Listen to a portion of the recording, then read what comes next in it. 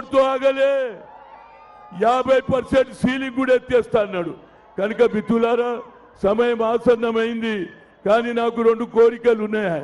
ఎందుకంటే ముఖ్యమంత్రి వచ్చినప్పుడే అడగాలి కదా భయ్, మనం ఏదా అడగాలనా లేదా?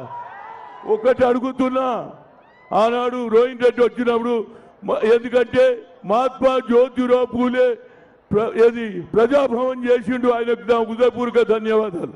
అదేవిధంగా ఈ ప్రాంతంలో మహాత్మా జ్యోతిరావు పూలే ఆడిటోరియం కట్టియాలన్నా బతుకమ్మ కుంట, ఒక బతుకమ్మనేమో ఆడున్నది టిఆర్ జైల్లో, కానీ ఇవాళ బతుకమ్మ కుంటను కాపాడినాం. ఈసారి ఏది బతుకమ్మ పండుగ దసరా తర్వాత అక్కడనే కబ్జా చేయాలని చూసాను, కానీ కోర్టు ఆర్డర్ ఇచ్చింది ఇది కుంటనే. ఈసారి తప్పనిసరిగా బతుకమ్మ కుంటనే మన ఆడపడుచులు, మన అక్కలు, చెల్లెళ్ళు అక్కడనే బతుకమ్మ ఆడతారు. ఈ రెండుటికి వారు ఒప్పుకోవాలని. అదేవిధంగా ఆఖరి కోరిక దీని తర్వాత చెప్ప, మా నాగేందర్ ఇవాళ నాగేందర్కి ఓటేస్తే ఎవరికి పోతుంది? రాహుల్ గాంధీకి పోతుంది. కిషన్ రెడ్డికి వేస్తే నరేంద్ర మోడీకి పోతుంది.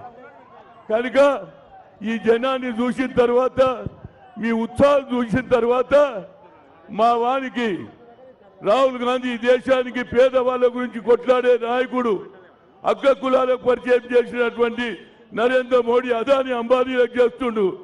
కనుక బలహీన వర్గాల గురించి ఆలోచన చేసే ఏకైక వ్యక్తి రాహుల్ గాంధీ. కనుక ఆయన ప్రధానమంత్రి అయితే మా నాగేందర్ను మంత్రి చేయాలి. చేస్తావా లేదా? Thank you. కేంద్రంలో మంత్రి చేయి. మావాడు ఉండాలి కదా, మీరే ఉంటే ఎట్లా? మా వాళ్ళు కూడా ఉండాలి. కనుక తప్పనిసరిగా ఒప్పుకున్నారు. ఎక్కువ చెప్పకుండా నాగేందర్ మాట్లాడతాడు. తర్వాత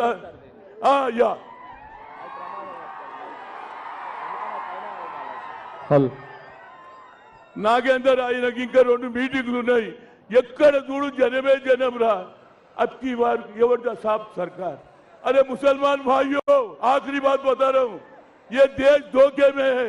मुसलमानों को हका लेने का काम कर रहे, 4% निकाल दे रहे, मगर आंध्रा में जनता, हमारे पवन कल्याण पार्टी और टीडीपी पार्टी और बीजेपी मिलके वहां मुसलमानों को 50 साल गए तो उनको दे रहे, मस्जिदों में पैसे दे रहे।